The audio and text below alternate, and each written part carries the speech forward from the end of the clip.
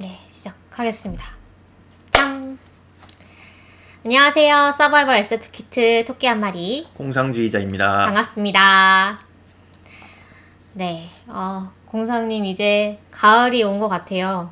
바깥에 네. 막 귀뚜라미 소리도 들리고 근데 비가 너무 자주 와가지고 맞아요. 좀 장마가 분명 끝났다 그랬는데 네. 최근에 태풍이 오긴 했잖아요.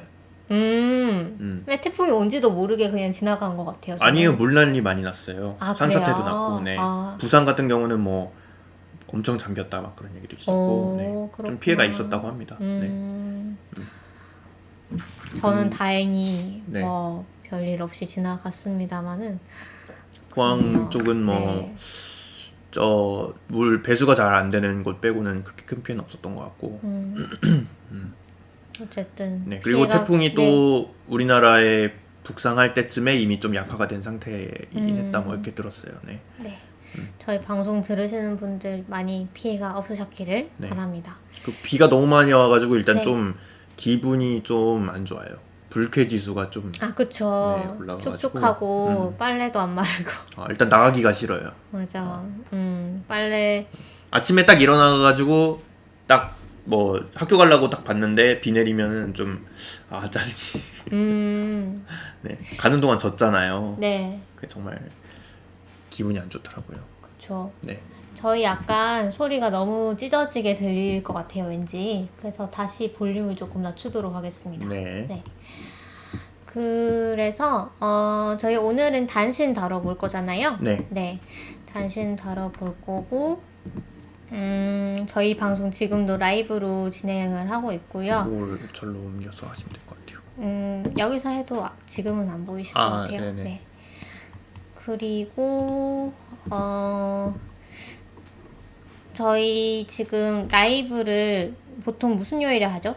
저희 금요일에 라이브를 이제 격주로 한 번씩 진행을 합니다. 그쵸. 근데 네. 저희 다음 라이브는 일요일에 예정이 되어 있습니다. 네. 일요일에 오후 1시, 낮 1시부터 4시까지 예정이 되어 있고요. 스튜디오를 저희가 빌려가지고 서울에서 이서영 작가님 만나가지고 인터뷰 겸해서 이야기를 나눠볼 건데, 이서영 작가님 이제 유미의 연인이라는 소설과 그 다음에 낮은 곳으로 임하소서라는 네. 두 작품을 같이 이제 이야기를 나눠볼고, 물론 작품 얘기만 할 건 아니고요. 다양한 얘기를 좀 해보려고 하는데 뭐 그 진지한 얘기만 또 하는 건 아닌 방식으로 좀 준비를 하려고 그러고. 네. 지금 공상님이 매우 열심히 준비를 하고 네, 계시고요. 준비를 하고 있습니다. 네. 그리고 그래서 유미의 연인이랑 그 네. 낮은 곳으로 임하소서 둘 다 정말 재미있다고 해야 될까요? 되게 좀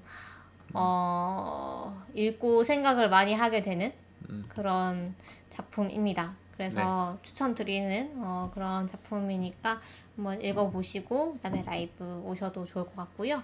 뭐 안 읽으셨더라도 오셔가지고 이서영 작가님께 SF 작가님께 궁금하신 거 물어보시면 좋을 것 같아요. 저희가 작가님을 모시고 라이브를 하는 건 처음이죠. 두 번째죠. 그러니까 제 말은 라이브로 하는 거. 라이브요? 라이브는 처음이죠. 그쵸? 네. 네. 그래서 라이브로 이제 SF 작가님과 소통을 하실 수 있는 아주 귀한 기회가 아닌가 라는 생각이 네. 들고요. 그래서 가능하면 많이 오시면 좋을 것 같아요. 라이브로도. 네. 왜냐하면 저희가 어렵게 작가님을 모셨기 때문에 뭐 묵작거리면 좀 더 재밌지 않을까라는 생각이 듭니다. 네. 네. 그럼 저희 단신 시작해 보도록 하겠습니다. 삐용삐용. 네. 자, 먼저 댓글부터 소개를 드릴 건데요. 에이지트 스피디님께서 그 킹덤 저희가 시즌 1, 2 그 다음에 아신전까지를 다뤄봤잖아요. 네. 이 138화에 대해서 댓글을 달아주셨어요. 그래서 사극에서 과학적인 점을 찾는 게 재밌었습니다. 단백질 얘기도 그렇고 평소에도 두 분 전공을 살려서 설명해 주실 때 재밌는데 이게 사극이라서 좀 더 재미있게 들렸던 것 같아요. 잘 들었습니다. 라고 해주셨고요. 킹덤을 아직 못 보셨대요. 왜냐하면 좀 고어하고 징그러울 것 같아가지고 그런데 저도 이제 고어한 거나 징그러운 거 잘 못 보는 성격인데, 그래도 저도 볼 수 있을 만큼은 됐었습니다. 네. 그래서 그렇게 뭔가 허들이 높지는 않을 것 같고요. 그, 킹덤에 이거는 여담인데, 네. 킹덤 아신전에 구교환 배우님이 나오잖아요. 네. 그 배우님이 요즘 되게 핫하다고 하시더라고요. 그래요? 왜요? 네, 그 어떤- DP라고 넷플릭스에서 나오잖아요. 네, 네, 네. 거기에 이제 거의 주연급으로 아. 나오셔가지고 엄청나게 갑자기 뜨셨다고 합니다. 네, 그래서 그냥 지나가는 이야기였습니다. DP가 그 군대 네, 문제 다루는 그 네, 근데 조금 옛날 얘기를 다룬 드라마인가요? 네, 드라마고 6부작이라고 들었습니다. 네. 그 다음에, 네, 그 다음 138화에 5,000캐시 후원을 해주셨고요. 또 139화에도, 단신에도 5,000캐시를 후원해 주셨습니다. AJ 감사합니다. 스피릿님, 너무 감사합니다. 네. 이렇게 후원을 해주시는 분들 덕분에 저희가 서울에서 스튜디오를 빌려가지고 또 SF 작가님도 모시고 녹음을 할 수가 있을 것 같습니다. 그리고 고바야시 사무엘님. 밑에부터 소개를 할게요. 네. 저희 두 번째 단신에 대해서 에이제트 스피릿님이 또 댓글 남겨주셨는데요. 뭐 여러 분야 소식들이 있어가지고 좀 재밌었다. 에스파 세계관도 좀 본격적이어가지고 놀랬다 이런 얘기를 하셨고요. 그 블레이드 러너 깊이 읽기를 읽으셨대요. 그래서 여기에 전공이 다양한 분들이 참여를 하셔가지고 되게 다채롭게 재미있게 읽으셨다. 특히 임태훈 교수님과 이지용 교수님이 쓰신 블레이드 러너의 경제 연대기 그리고 레플리컨트는 전기양의 꿈을 꾸는가 이 두 글이 특히 재밌었다라고 얘기를 해주셨습니다. 저희도 언제 한번 이걸 다루면 너무 좋을 것 같네요. 그리고 다솜799님께서 140화 마법소녀 마도카 마기카 마마만을 다룬 이 방송에 대해서 후원을 해주셨습니다. 너무 감사합니다. 그리고 고바야시 사무엘님이 방송 나오기 전에 마도카 마기카 보고 온다는 걸 깜빡했네요 라고 하셨어요. 그래서 보시고 다시 오실지 저희가 기다리고 있겠습니다. 네. 네. 여기까지 댓글 소개했고요. 네. 그 다음에는 SF 신간 소식부터 단신을 본격적으로 시작하도록 하겠습니다. 네. 띵동띵동. 일단 요즘 잘 나가는 책이 어떤 책인가 한번 볼게요. SF 분야 신간 베스트를 보니까 김초엽 작가의 지구 끝의 온실이 당당하게 1위를 차지하고 있습니다. 아주 자랑스럽네요. 자이언트 북스에서 나온 지구 끝의 온실. 저도 읽고 있는데요. 상당히 재밌더라고요. 되게 그 어떤 미스터리를 풀어나가는 식의 그런 전개가 이어지고요. 이 모스바나라는 약간 잡초라고 생각했던 그 식물이 사실은 아주 큰 비밀을 품고 있다라는 거를 이 식물학자 주인공이 풀어나가는 그래서 과거의 이야기를 이제 발굴해내는 그런 작품인데 장편 소설답게 뭔가 좀 그렇게 이야기가 풀려나가는 그런 앞에서 점점 이제 그 숨겨진 사실을 발견해 나가는 그런 재미가 있고요. 그래서 지금 약간 아껴 읽고 있어요. 너무 약간 금방 읽는 게 너무 아까워가지고 좀 아껴 읽고 있는데 이번에도 김초엽 작가 작품들이 거의 좀 그런 것 같은데 여성 인물들이 많이 나오잖아요. 등장인물들이 이번에도 여성 인물들이 주로 나와서 이제 극이 전개가 되고요.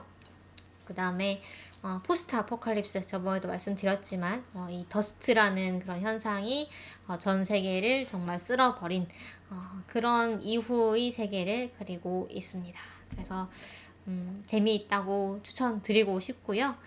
다음번에 저희가 방송에서도 한번 다루도록 하겠습니다. 그 다음에 2위가 앤디 위어의 마션으로 유명하죠. 앤디 위어의 프로젝트 헤일 메리가 2위를 차지하고 있고요. 그 다음에 저번에 저희가 신간으로 소개해드렸던 아말 엘 모흐타르 네. 근데 이게 맥스 글래드스턴. 네. 한 사람인가요? 두 사람인가요? 두 사람인 것 같은데요. 네. 네. 이렇게 두 사람이 지은 당신들은 이렇게 시간 전쟁에서 패배한다 네. 라는 책이 3위, 그리고 듄 신장판이 4위를 차지했습니다. 이게 지금 책이 저번에 저희가 소개를 해드렸죠, 듄 신장판을. 네네. 네, 그래서 듄이 10월 달에 나온다고 아마 영화가. 네네. 네네. 그래서 아마 좀 새로 좀 패키징을 한 게 아닐까. 네네. 네. 그래서 원래는 영화가 나오기 이게 전에 얼른 읽어야. 몇 권짜리였죠? 듄이? 원래는 18권. 네, 18권짜리를 이제 네. 6권으로 압축을 해가지고. 네. 네. 그래서 얼른 10월 달이 되기 전에 얼른 읽어야 될 것 같습니다. 네. 저도. 네. 그 다음에 카카오 페이지랑 아작에서 제2회 SF 소설 신인 작가 멘토링이라는 걸 개최를 했었는데, 이 결과물로 중장편들이 많이 나왔나 봐요. 그래서 그 팀별로 책이 나왔습니다. 무더기로. 여기 보시면 되게 귀여운 약간 미니언즈 같은 애들이 있는 이 책들이 시리즈로 5권이 나왔는데요. 뭐 영어로 뭐게요 대머리가 라던가, 뭐 도망치지 않고 못하느냐라든가, 뭐 이런 다양한 책들이 나왔습니다. 그래서 귀엽네요. 네, 뭐 김보영 작가님이라던가 김창규 작가님이라던가 이런 멘토로 참여하신 분들도 중간중간 글을 쓰셨고, 그 다음에 이 멘티로 참여하신 신인 작가님들의 작품들이 가득 실려 있는 그런 책들입니다. 재미있을 것 같고요. 그 다음에 스파이더맨 노 웨이 홈의 공식 트레일러가 8월 24일 날 공개가 됐습니다. 이 트레일러가 공개 24시간 만에 글로벌로 해가지고 3억 5천만 뷰를 기록하면서 우리나라에서도 상당히 화제가 되었고요. 그래서 실시간 뭐 인기 동영상 1위를 차지를 했다고 하네요. 그래서 아주 큰 화제가 되고 있습니다. 왜 화제가 되고 있죠, 공상님? 이게 12월 15일 날 영화가 공개되기로 지금 예정이 되어 있는데, 네. 지금 이 공식 트레일러가 8월 말에 공개됐잖아요. 네.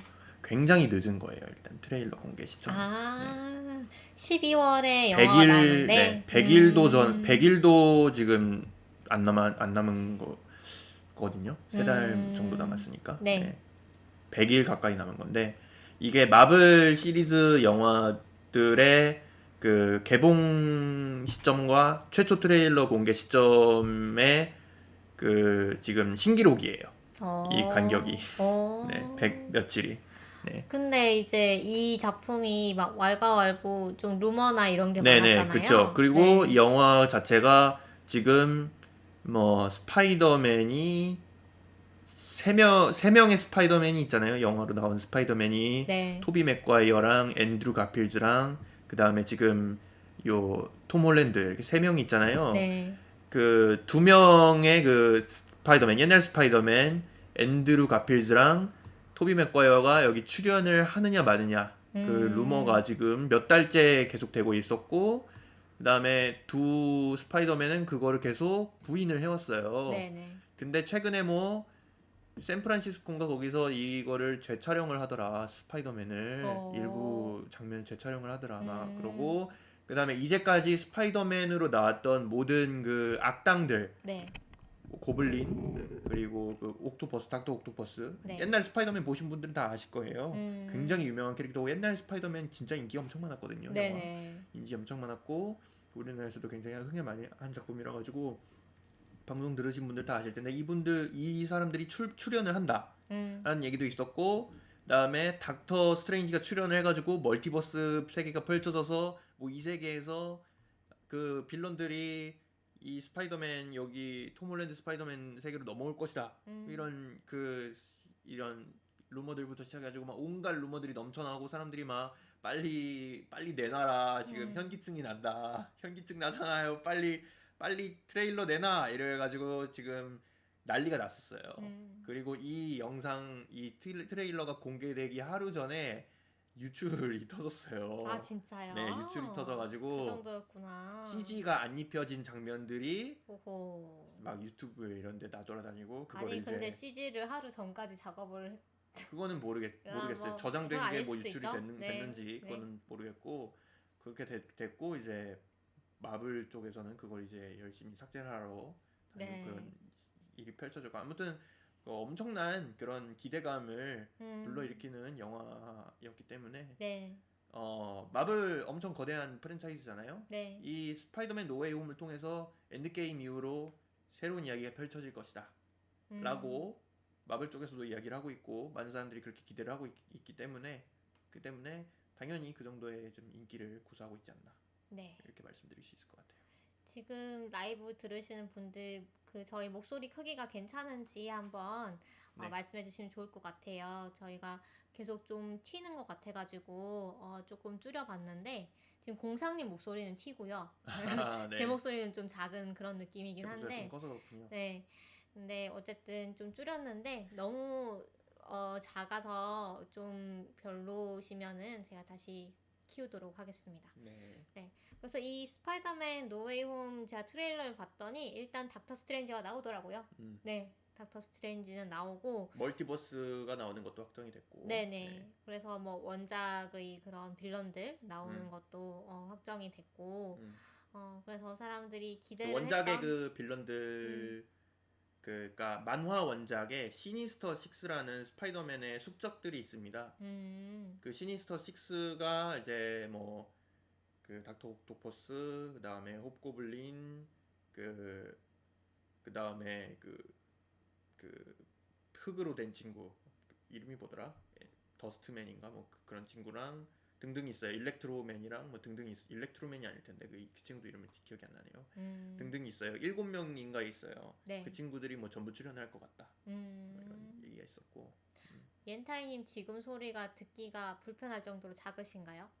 아니면 잘 안 들리세요? 잘 안 들리시는군요. 그럼 다시 올리도록 하겠습니다. 네. 네. 그래서 그 팬들의 기대에 부응하는 그런 시리즈가 나오지 않을까라는 기대감이 커지고 있는 것 같습니다. 그 샹치가 지금 며칠 전에 어젠가 개봉을 했죠? 네네. 샹치가 평가가 뭐 엄청 좋지는 않은데 안 그래도 봐야 될것 샹치가 같아요. 이 스파이더맨 때문에 묻히는 거 아니냐라는 그렇죠. 얘기도 있더라고요. 실제로 좀 그렇게 되고 있는 것 확실히 그런 것 같고. 같아요. 샹치는 이제 최초 동양인 히어로가 나오는 작품인데 저는 거기에 양조위가 나온다고 해가지고 좀 되게 관심을 갖고 봤거든요. 저는 양조위를 좋아해가지고 과거에 그 홍콩 영화 같은 무술을 좀 좋아하셨다면 마호장용 그런 거 좋아하셨다면은 재밌게 볼 수 있다고 합니다. 네. 저는 아직 안 봤지만 평가가 그렇다고 하네요. 네네. 그쵸. 양조위가 근데 실제로도 엄청 아주 카리스마 있게 나왔다고 그러는데 그쵸. 빌런이 너무 카리스마 있게 나와가지고 그 메인 캐릭터가 좀 죽는 느낌 아니냐 그렇다는 그런 얘기도 있던데요. 있더라고요. 네. 그래서 막 그런 짤이 돌아다니더라고요. 주연 배우가 인터뷰를 했는데 엄마하고 전화하면은 맨날 양조위랑 같이 촬영하냐고 그것만 묻는다고 오늘은 양조위 봤냐? 막 이러면서 그래가지고 이제 네, 그것도 좀 저는 근데 기대도 이거는 약간 하고 마블의 있는데, 공식이에요. 항상 빌런이나 조연으로 유명한 배우를 주고 네. 주연으로 좀 무명이거나 좀 신인 배우를 주는 게 약간 그 공식입니다. 마블 영화에. 그쵸. 약간 좀 옛날 배우 같은 경우에는 캐릭터가 잡혀 있는 경우도 있고 네. 그러다 보니까 좀 새 캐릭터를 좀 신인 배우한테 주고 싶어 하는 것 같아요. 약간 이 캐릭터 하면 이 배우, 이 배우 하면 이 캐릭터 이런 느낌이 좀 들게. 그 누구야? 그 울버린. 네. 울버린 하면은 휴잭맨 아닙니까? 그쵸. 이런 느낌으로 가고 싶다라는 게 아닌가. 마블에서는. 그래서 신인 배우를 좀 그 주연 캐릭터로 기용을 하는 게 아닌가 이런 생각이 좀 들어요. 네. 콩땅콩님이 양조위를 보러 가는 영화라는 소문이 있다고 네. 하시네요. 네. 저는 양조위를 보러도 가고 싶은데요. 뭐 보러 가시죠. 네, 나쁘지 않죠. 양조위 보고 싶습니다. 저 그 아저씨 되게 무간도 때부터 정말 멋있다고 생각했거든요. 그래서 그때부터 정말 눈여겨보고 있었고 너무 멋있는 아저씨인 것 같습니다.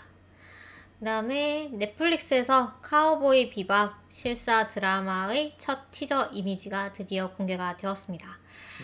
오는 11월 19일 첫 공개될 거라고 하고요. 얼마 안 남았네요. 이제 그래서 두 달 정도. 네, 존 조라고 해가지고 존 조는 스타트rek에 출연을 했던 배우죠. 스타트rek에도 나왔고 또 저기 서치라는 영화에도 주연으로 출연을 했던 배우고 저도 좋아하는 배우입니다. 연기도 잘하고 또 좀 이렇게 캐릭터도 확실한 것 같고 그래서 이분이 주인공 스파이크 역을 맡았고 여기 사진 지금 유튜브 보시는 분들은 사진 보이실 텐데 여기 제트 블랙이 정말로 흑인 배우가 제트 블랙을 맡았고 그 다음에 페이 발렌타인 역에도 이제 이분이 라틴계였던가 좀 그랬던 것 같은데 이 배우님이 맡았고 또 옆에 아인이라고 그 웰시코기 강아지가 있어요. 그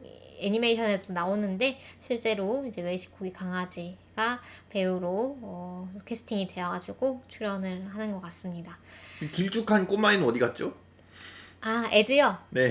그러네요. 에드는 안 나올 수도 있을 것 같은데, 에드는 뒤쪽에 조금 나오기 때문에 나중에 나올 수도 있고, 아니면 안 나올 수도 있을 것 같습니다. 실제로 애니메이션에서도 되게 후반부에 가가지고 등장하는 캐릭터였던 것 같아요. 네.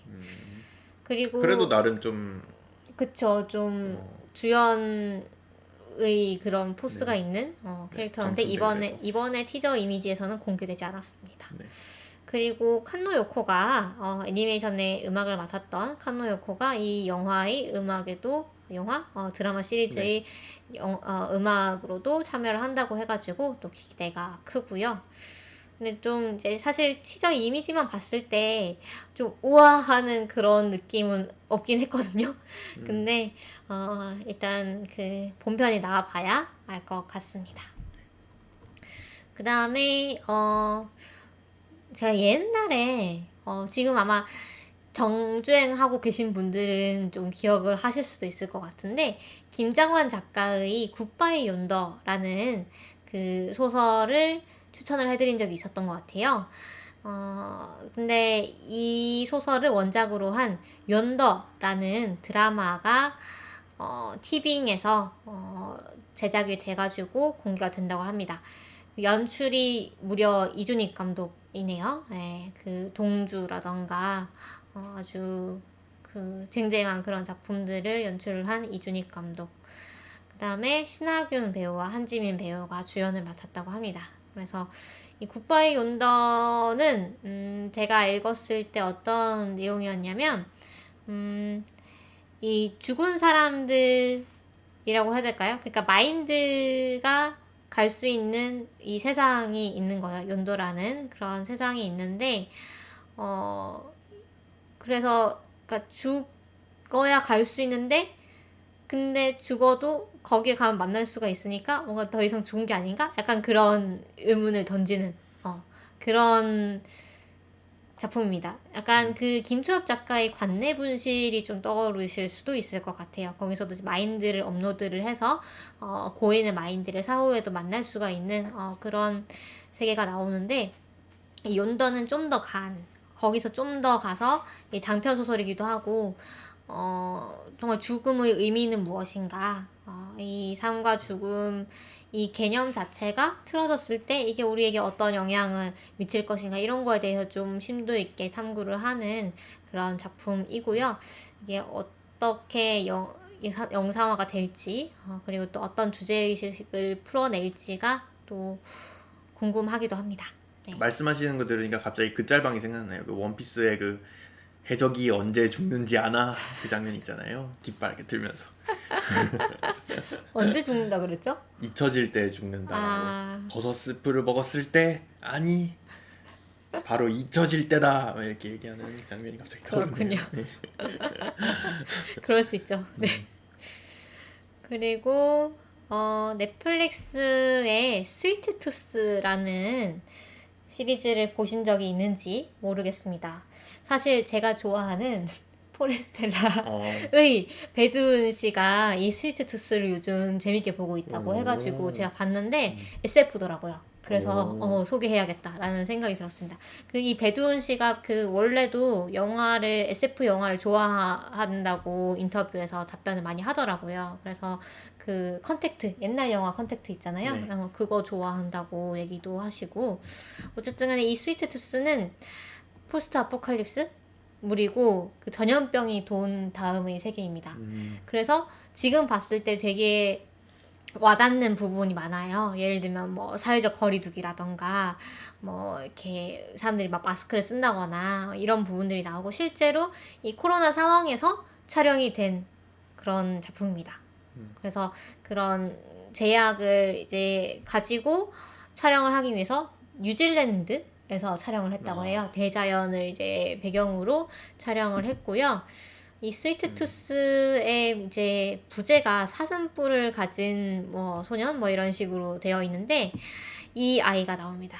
네, 사슴뿔을 가지고 귀가 달려 있죠. 그래서 이 소년이 그냥 있어도 되게 귀여울 것 같은데 이 뿔과 귀가 있으니까 그 귀여움이 정말 치명적인 그런 귀여움을 가지고 있어요. 이 귀를 덕질을 쫑긋쫑긋하거든요. 불러일으키기 얘기하나요? 모에서 할 수 네. 있는 그런 작품인데 여기 보면은 귀가 있는데 귀를 쫑긋쫑긋 한단 말이에요. 그 진짜 뭘 안 해요, 이 연출자가 뭘 안 치명적인 해요. 아니 좀 위험한 게 아닌가 이거는 그런 생각이 들 정도로 좀 네 그렇습니다. 그래서 이런 바이러스가 일단 돌아요. 바이러스가 도는데 그 바이러스 돈 다음에 태어나는 애들이 이런 하이브리드라고 이제 불리는데요. 작중에는 이런 하이브리드로 애들이 태어나게 됩니다. 발할라가 많이 떠오르네요. 그래요? 왜요? 발할라도 그렇잖아요. 그 무슨 유전자 시술을 받았는데 네. 질병 퍼져가지고 유전자 시술을 받았는데 사람들이 막 고양이 귀 가지고 태어나고 그러잖아요. 발할라가 뭐죠? 그 바텐더 술 만들어주는 게임이요. 그 게임이요? 네. 그 게임에서, 그쵸, 그런 게 나오죠. 네. 네네. 그래서, 근데 이제 전염병이랑 이 하이브리드랑 같이 출연을 하다 보니까 사람들이 이 하이브리드들이 병을 옮긴 게 아니냐, 뭐 이런 식으로 또 이제 편견을 갖기도 하고, 또 이 하이브리드를 잡아가지고 팔면은 되게 비싸게 팔리는 세상이에요. 왜 비싸게 팔리는지는 뒤에 이제 스포일러로 나오는데, 그래서, 여러모로 되게 팍팍한 세상입니다만은, 이 기조는 되게 따뜻해요. 그러니까, 인류의 약간 휴머니즘, 이런 것들을 좀 어필을 하는 뭐가 작품이에요. 따뜻하다는 거죠? 분위기가요. 분위기. 포스트 아포칼립스임에도 불구하고 분위기가 되게 따뜻하고 약간 그렇게 팍팍한 세상 속에서도 약간 인간의를 아름다운. 좀 드러내는 그런 작품이에요. 그래서 기존에 약간 어두침침한 그런 포스트 아포칼립스를 봐왔던 분들이시라면 조금 이건 신선하다라고 느낄 수 있을 법한 그런 작품입니다. 그래서 이게 DC 시리즈예요. DC 코믹스의 시리즈 중에 하나를 원작으로 합니다. 네네. 그래서 지금 시즌2 제작이 얼마 전에 결정이 됐고요. 그래서 한 1년쯤 후에 아마 시즌2가 나올 예정입니다. 저는 한 4화까지 봤는데요. 이게 시즌1이 아마 8화까지였나? 저도 잘 기억은 안 나는데 어쨌든 지금 4화까지 봤을 때는 약간 화수별로 좀 편차가 있기는 한데 대체적으로 재밌고 잘 만든 시리즈인 것 같습니다. 그리고 그래서 DC 관련해서 찾아보다 보니까 DC 팬돔 2021이라는 행사가 온라인 스트리밍으로 개최가 된다고 해요. 전 세계적으로 이제 스트리밍이 되는 이벤트인데 이게 뭐 팬들이 사랑하는 DC 게임, 코믹스, 영화, TV 프로그램의 스타들과 제작진이 한자리에 모이는 그런 행사로 독점 예고편이라던가 뭐 이런 새 소식 같은 걸 모아가지고 발표를 하는 그런 행사인 것 같아요. 그래서 뭐 아까 제가 말씀드린 그 스위트 투스. 스위트 투스의 시즌 2의 뭐 예고편이라던가 이런 것도 나올 것 같고요. 그다음에 뭐 아쿠아맨 라스트 킹덤이라던가 뭐 이런 뭐 샤잠 뭐 그다음에 뭐 블랙 아담이라는 새로운 시리즈 뭐 이런 것들 더 플래시 뭐 이런 것들이 좀 공개가 될 것 같습니다. 네. 그래서 이 행사는 10월 17일 새벽 2시에 우리나라 시간으로는 새벽 2시에 공개가 된다고 합니다.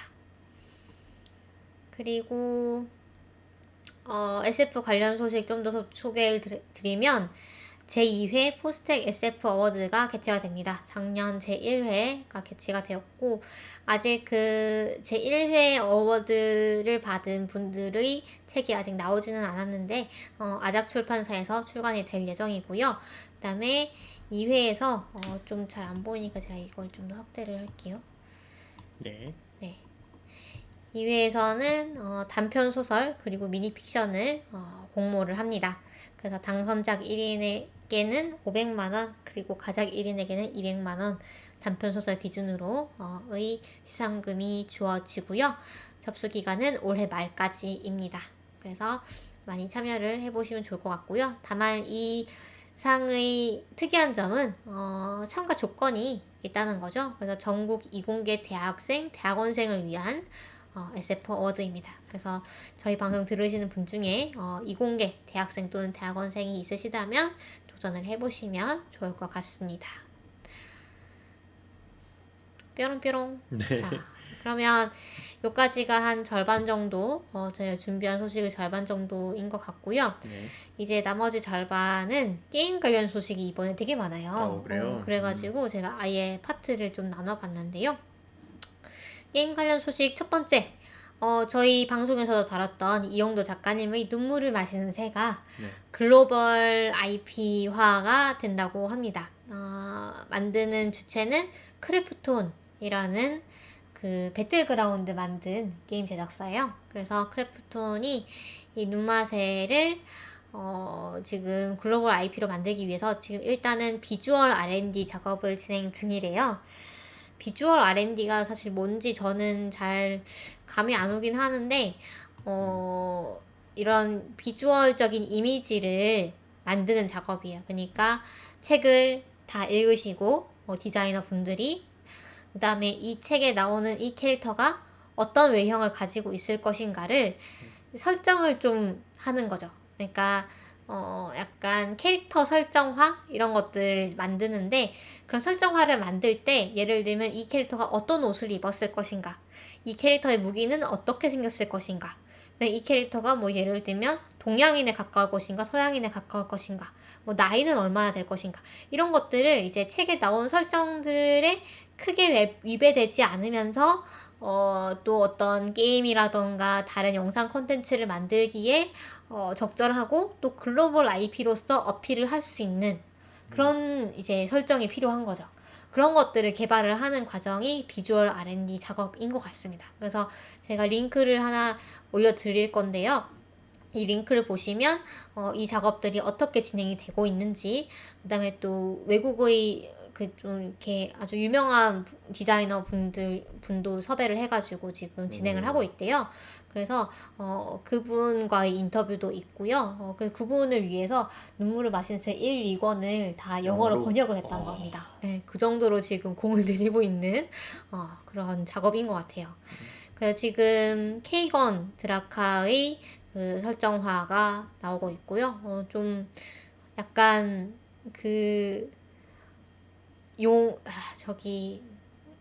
그거 뭐죠? 왕자의 게임. 네. 왕자의 게임이나 좀 반지의 제왕 같은 그런 분위기, 약간 그런 고전 판타지 세계관이 떠오르는 그런 디자인이 아닌가라는 생각이 들고, 근데 또 이제 뒤에 보면 비녀를 꽂았어요. 그래서 이런 것들에서 약간 동양적인 그런 느낌도 받을 수 있는 것 같기도 하고요. 그 다음에 이게 3호페이의 그 설정하고요. 네, 나가를 어떻게 표현할 것인가가 좀 궁금하기도 했는데 이런 식으로 대호를 타고 있는 3호의 모습인 것 같고요. 네, B형이 이렇게 비형스라블. 표현이 되는데, 네, 도깨비죠. 그쵸. 근데 B형이 사실 그 되게 익살스러운 캐릭터로 그려지잖아요. 네.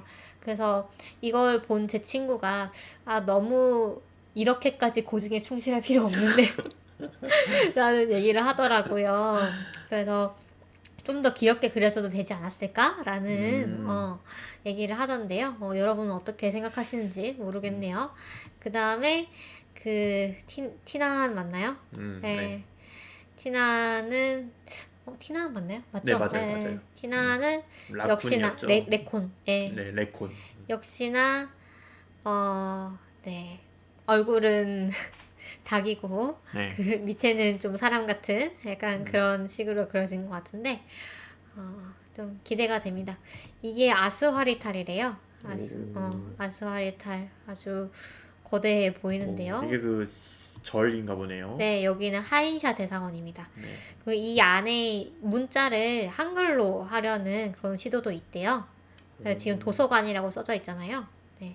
그래서 그 외국의 그 글로벌 IP이지만 그래서 그 해외에 그러니까 그 외국인 분들은 사실 이런 글자를 보고 잘 모르겠지만 모르면 모르는 대로 약간 뭐 라이브러리 이런 식으로 그 인터페이스가 뜨고 그쵸. 그래픽은 이제 그럴 수 있는 되겠죠. 거죠. 네. 약간 마법 문자 같은 그런 느낌으로 이해할 수 없는 문자지만 게임상의 문자로 표현이 될 수도 있을 것 같고요. 그다음에 이게 키보렌입니다.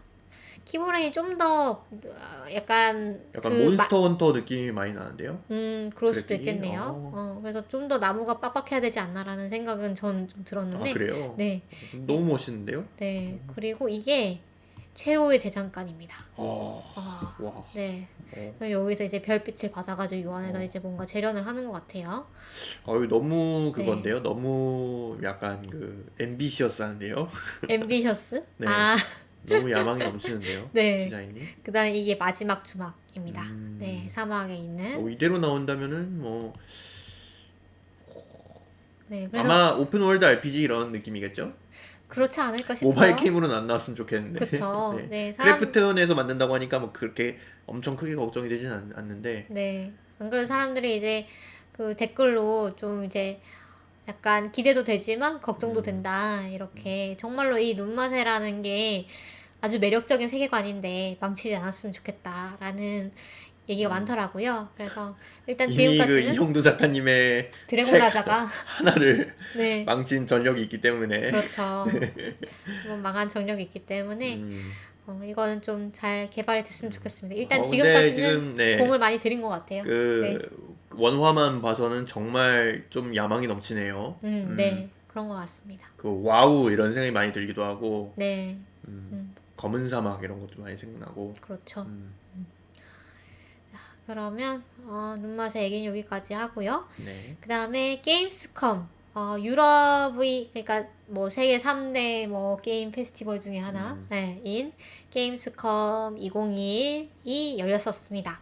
그래서 관련 소식을 조금 가져와 봤는데요. 일단은 도깨비라는 펄 어비스 아까 말씀하신 검은 사막을 만든 펄 어비스가 이번에 도깨비라는 새로운 게임을 발표를 했는데 이게 상당히 반응이 좋았다고 합니다.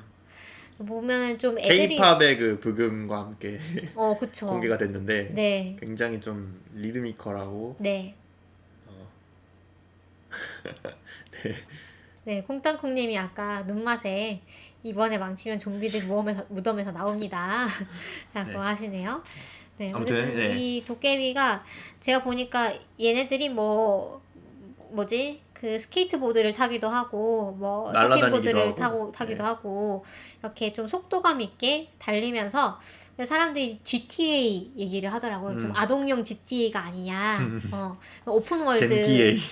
오픈월드더라고요. 오픈월드 세계관이고 GTA 이게 울릉도래요 배경이. 그쵸. 네. GTA랑 포켓몬고를 좀 합쳐놓은 것 같다. 이런 얘기도 하더라고요. DLC로 뭐 독도 나오는 거 아니냐 그러는데. 그럴 수도 있겠네요. 네. 충분히 가능성이 있는데요. 네. 네. 그쵸. 굳이 울릉도로 할 이유가 사실은 그거 말고는 네. 어쨌든 울릉도 치고는 좀 너무 세계가 넓은 게 아닌가라는 생각이 좀 들긴 하는데 어쨌든 이렇게 아기자기한 그런 디자인과 그다음에 말씀하신 그런 흥겨운 그런 BGM 그다음에 좀 속도감 있는 그다음에 또 유려한 그래픽 이런 것들이 합쳐져 가지고 사람들이 엄청나게 관심을 끌고 있다고 합니다. K-팝 좋아하시는 분들이 외국에 또 많잖아요. 그렇죠. 그런 분들에게 좀 굉장히 크게 어필을 했을 것 같아요. 네. 그래서 게임 이름도 도깨비더라고요. 그다음에 좀 배경을 보니까 아까 울릉도를 이제 배경으로 했다고 하신 것처럼 우리나라에서 흔히 볼 수 있는 도로가 배경입니다. 그래서 좀 한국적인 요소를 많이 집어넣으려고 하는 것 같아요. 네. 그리고 뭐 대작 라인업이 계속 많이 나왔다라는 얘기와 뭐 인디 게임인 산나비도 여기서 뭔가 좀 발표를 했다라는 얘기도 있었고요.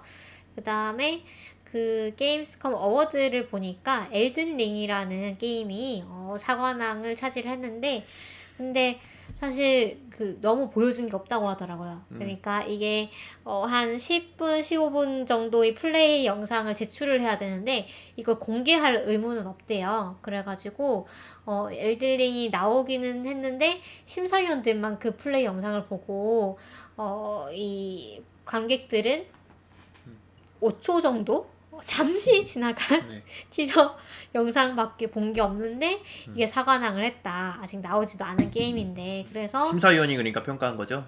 네. 사람들이 뭐 이거 사기다 막 이렇게 얘기하는 사람들도 그렇죠. 있던데. 그렇죠. 그래서 뭐냐 이게 그래서 진짜 공정하게 심사를 했냐 뭐 아니면 뭐 이거 홍보하려고 그냥 죽는 거냐 상 뭐 그런 얘기도 있어가지고 뭐, 네.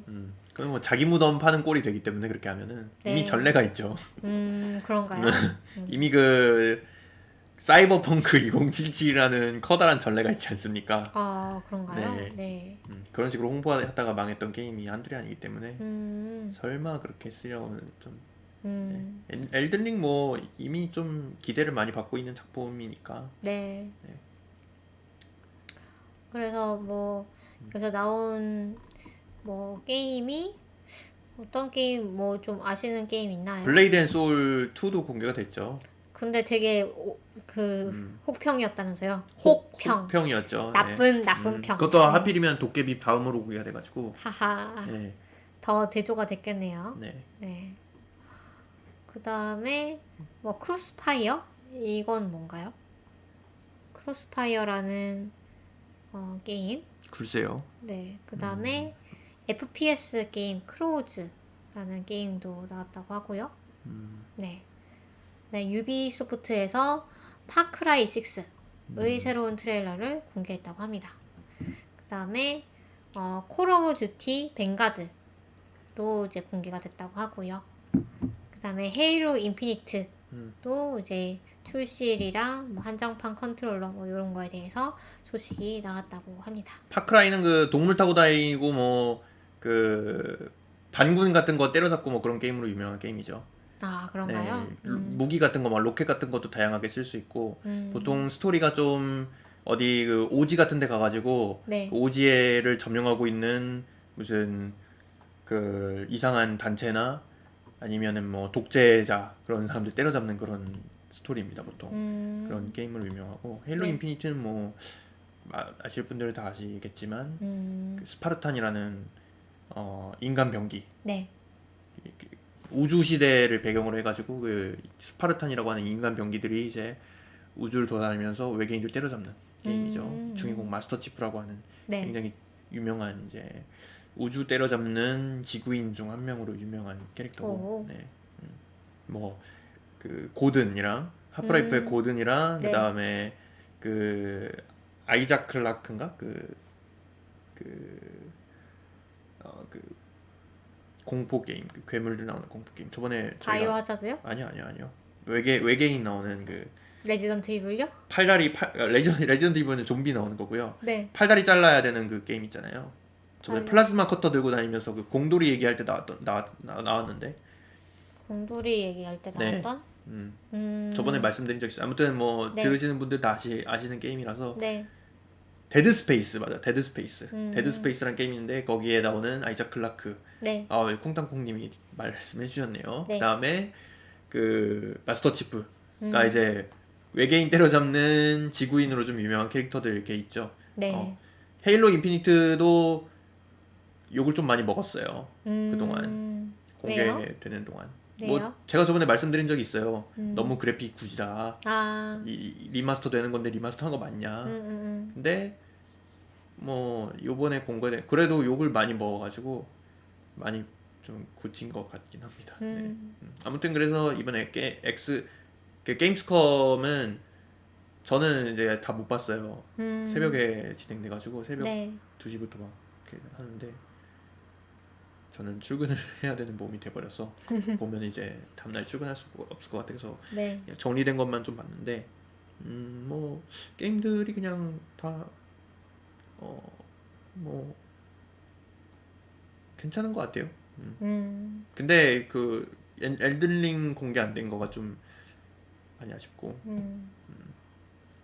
마틴 옹 플러스 프롬이라는 게 무슨 뜻이죠? 그 콩땅콩님.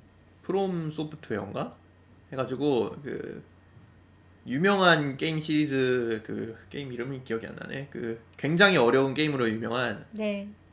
그 게임 이름이 기억이 안 나네요. 또 네. 아마 그 콩땅콩님 아실 텐데 네. 그 칼 들고 괴물들 때려잡는 게임 있어요. 네. 칼 들고 막 회피하고 구르고 하면서 괴물들 때려잡는 그 굉장히 유명한 그 이름이 기억이 안 나네. 네. 그 게임이 어쨌든, 있습니다. 네. 그 게임을 만든 회사에서 이번에 만든 거예요. 엘든이. 네. 네. 그 마틴이라고 하는 그 프로듀서랑 같이 이제 만든 건데 그 기대를 많이 받고 있죠. 그래서 그렇군요. 그동안 굉장히 좋은 작품들 많이 다크 소울. 네 맞아요. 차원이님이 저 이제 구원해 주셨네요. 네. 다크 소울 프롬에서 만든 다크 소울. 네.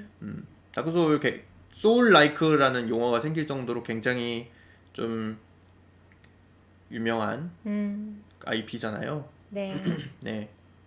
다크 소울 만드는 회사에서 만드는 겁니다. 네. 네. 그래서 기대를 많이 갖고 있어요. 네. 네. 차원님 감사합니다. 안녕하세요. 네.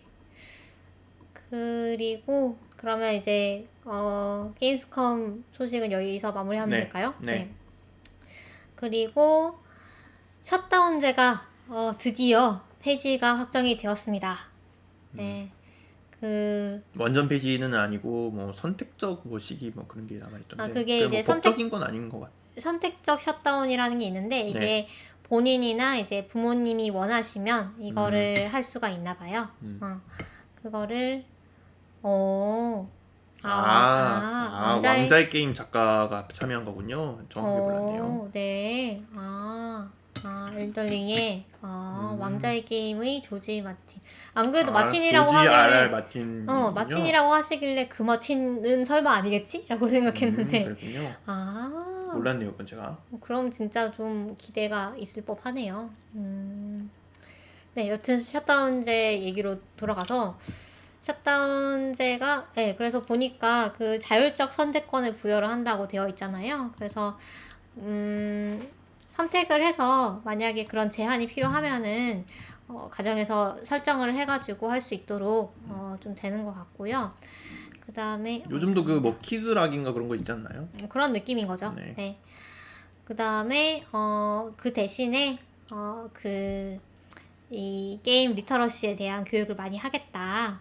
그러니까 게임 중독이 어떤 거고 뭐 그다음에 부모님께도 이 게임이 어떤 게임들이 요즘 유행하는가 라던가 이 게임들이 어떤 구조를 가지고 있고 어떤 식으로 돌아가는지 뭐 이런 것들을 교육을 할 수 있는 그런 자료들을 많이 개발을 한다고 해요. 그다음에 만약에 정말로 중독에 빠져가지고 이거를 치료를 하고 싶은 사람들에게는 그런 치료를 할 수 있는 시설을 또 확대하고 또 만들어가지고 지원을 할 거라고 합니다. 그래서 뭐 이런저런 얘기가 있는데 요게 그 네. 마인크래프트 때문에 네. 최근에 엄청 크게 이슈가 됐었죠. 그래요? 네, 마인크래프트가 성인 게임이 된다. 왜요?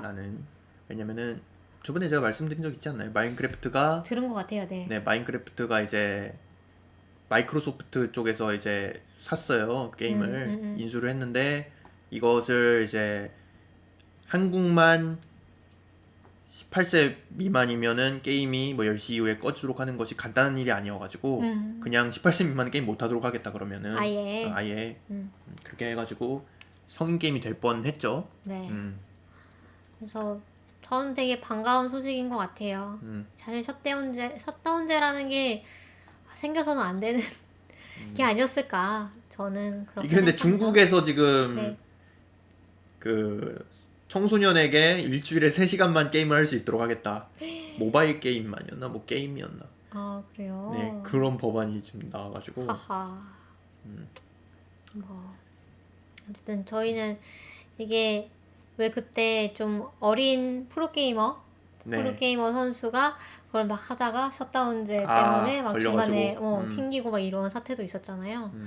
그래서 여러 가지로 좀 해악이 많았던 게 아니었을까라는 생각이 부모님이 듭니다. 게임을 알고 있어야 된다라는 거에 대해서는 많은 분들이 좀 공감을 하실 것 같아요. 그쵸. 그리고 많은 분들이 그 사실은 저보다 조금 더 윗세대만 돼도 지금 뭐 40대 정도만 돼도 사실 어릴 때 게임을 한 번쯤 즐겨본, 왜냐면은 스타 세대거든요. 그쵸.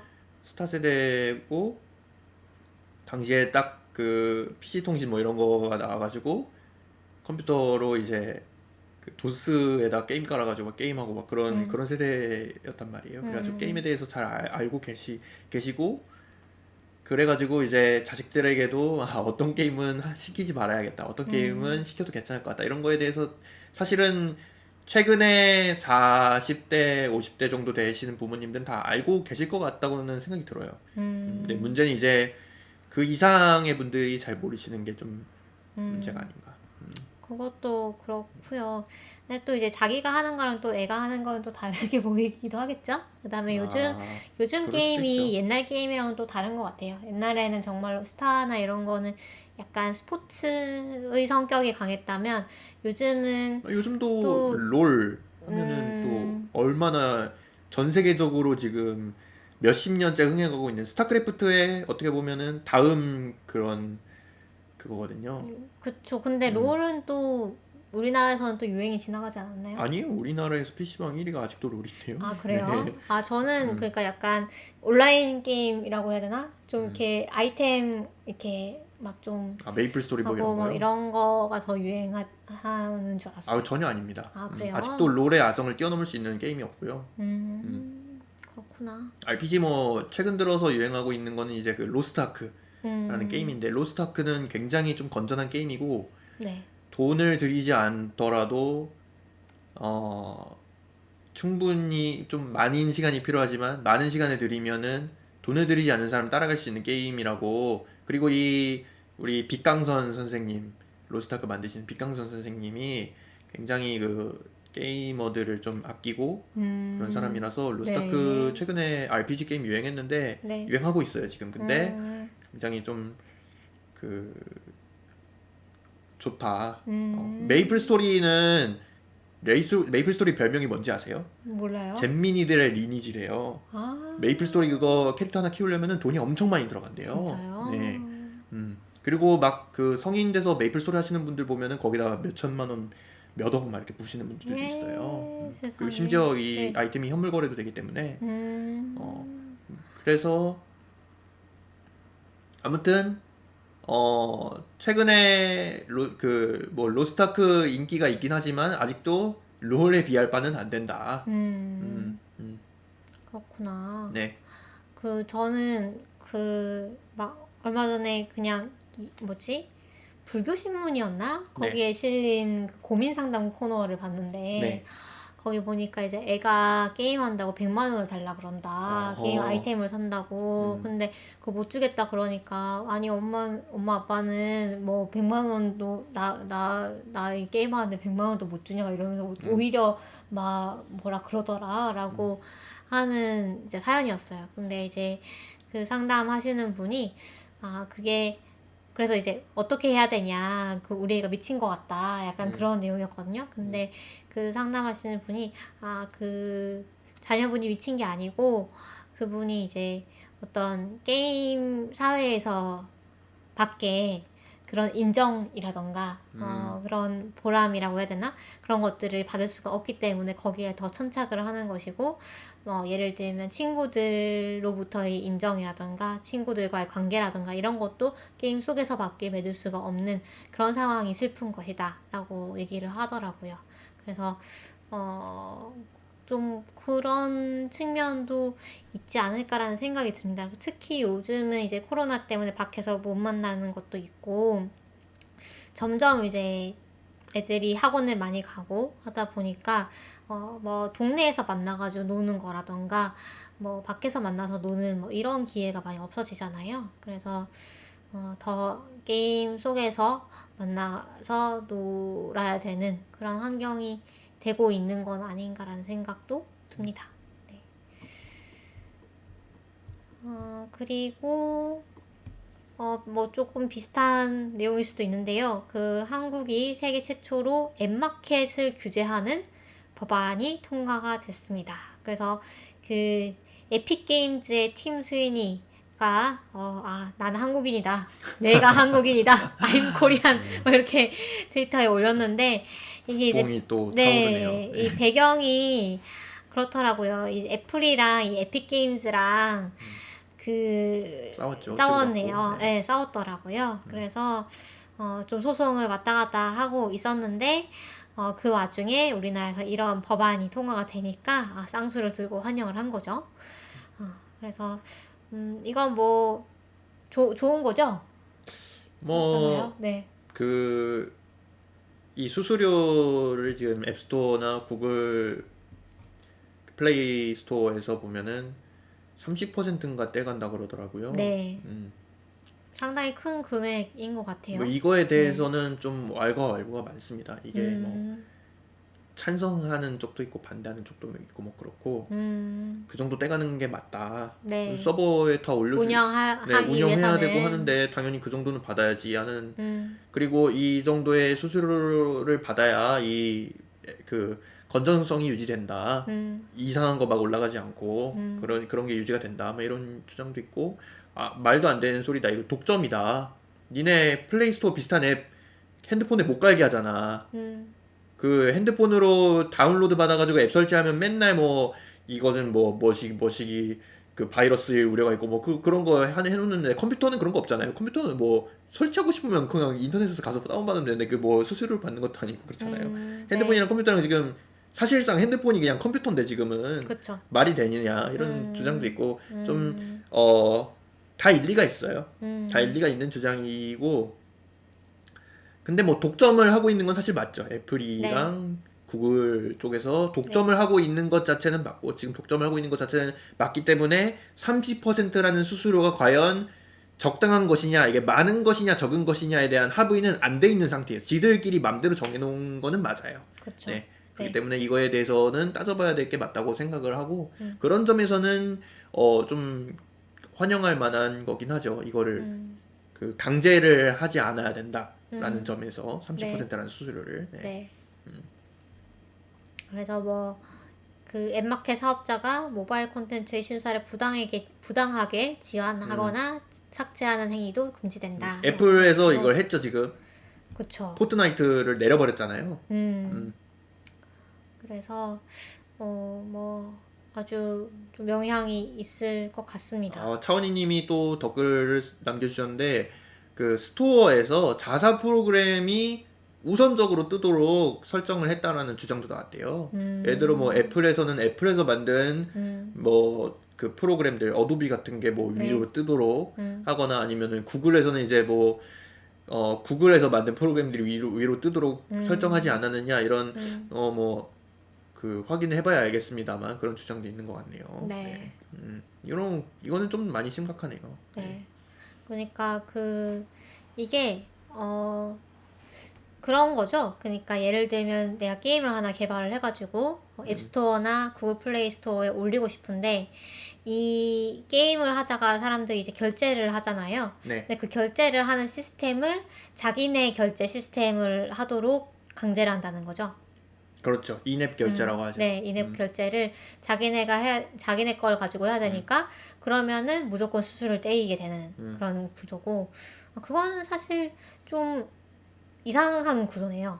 그러니까 만약에 수수료 받을 거면은 그냥 올릴 때 뭐 받거나 뭐 이렇게 뭐 다운받는 뭐 이렇게 그 앱의 값으로 받거나 해야지, 이거를 그 안에서 뭔가 결제하는 거를 강제를 하는 거는 조금 뭔가, 그러니까 여기서 보면은 그 소송 왔다 갔다 한 거 보니까 뭐 그 앱스토어에서 우리는 이걸 뭐 강제하지 않았다라고 하던가 뭐 좀 뭐 우리 거 말고도 뭔가 다른 대안이 있는 식으로 뭐 얘기를 하면서, 그러니까 앱스토어와 인앱 결제가 별개다 라고 주장을 했었고, 애플에서는 그 다음에 에픽에서는 무슨 소리냐, 이거 강제로 써야 되는데 이러면서 다 한 몸이다 이렇게 주장을 하더라고요.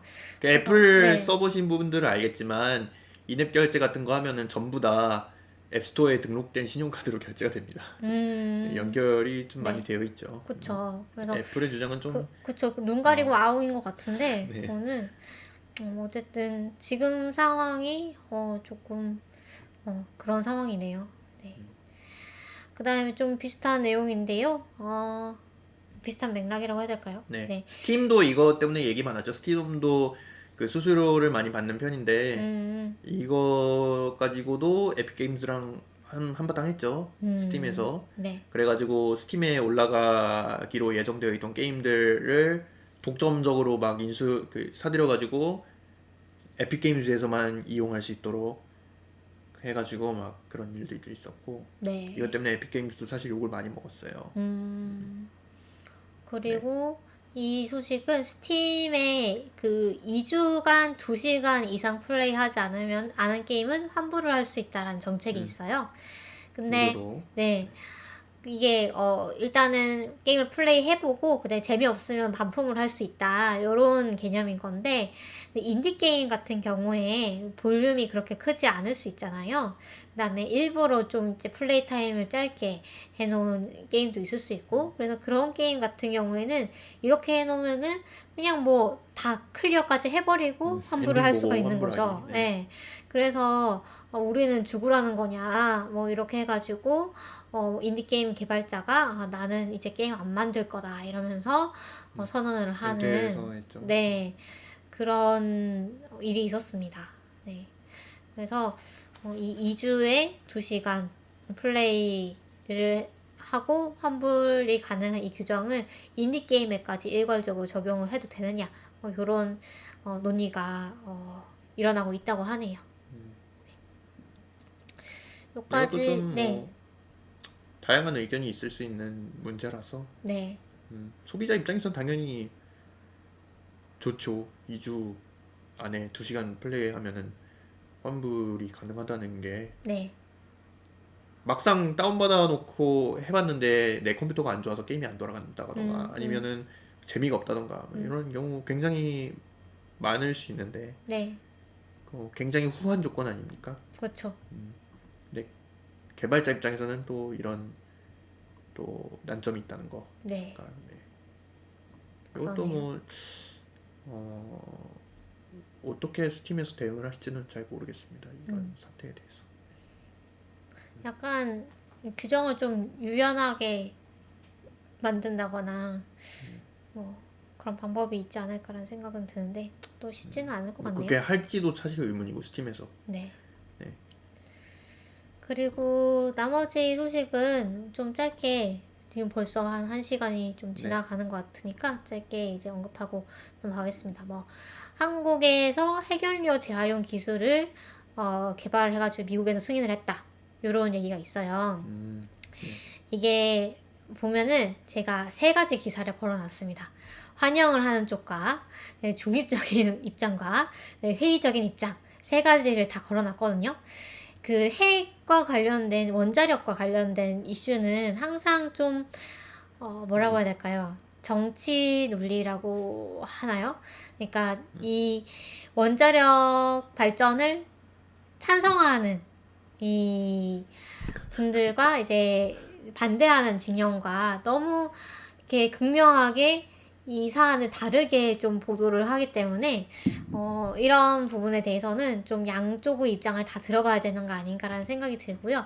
일단 제가 중립적으로 봤던 기사 같은 경우에는 연합뉴스의 기사인데요. 이게 한국, 미국 연구 보고서를 10년간 이제 연구를 했던 파이로 프로세싱 연구 결과를 담은 보고서를 양국이 공식 승인을 한 것이다. 그러니까 그냥 결과 보고를 했고 그거에 대해서 그래 잘했네 뭐 이렇게 승인을 한 거라는 거예요. 그래서 이 기사에서는 그렇게 얘기를 했고요.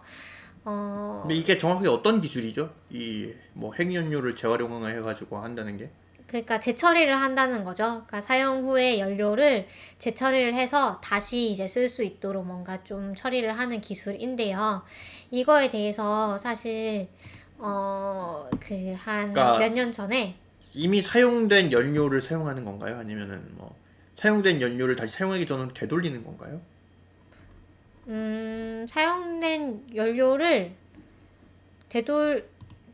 다른 종류로 좀 변환하는 그런 느낌이었어요. 저도 잘은 모르겠는데요. 여기 보면은 그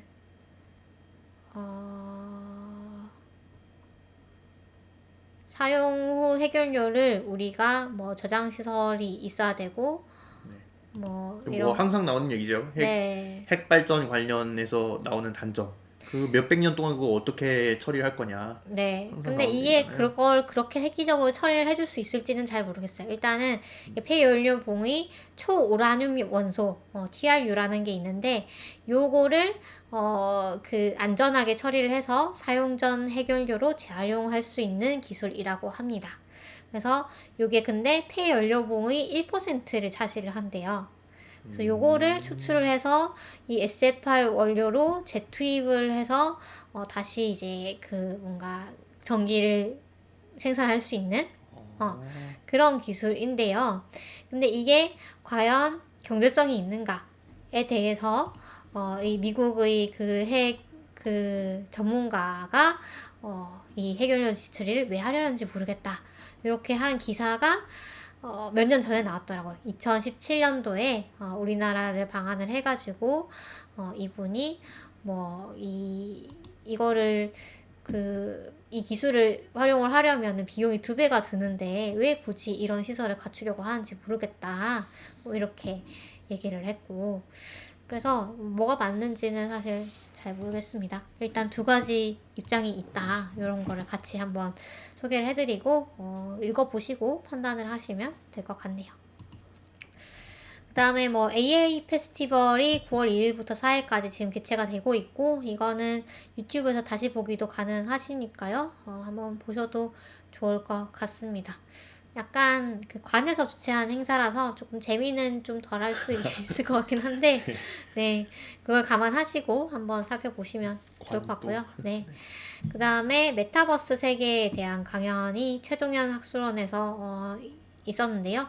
뭐 엔비디아의 수석 엔지니어, 그 다음에 페이스북의 디스플레이 시스템 연구 디렉터, 뭐 이런 쟁쟁한 분들을 모셔가지고 발표를 들은 거고, 이것도 유튜브에서 다시 볼 수가 있습니다. 그래서 이것도 관심이 있으시면 한번 보셔도 좋을 것 같습니다.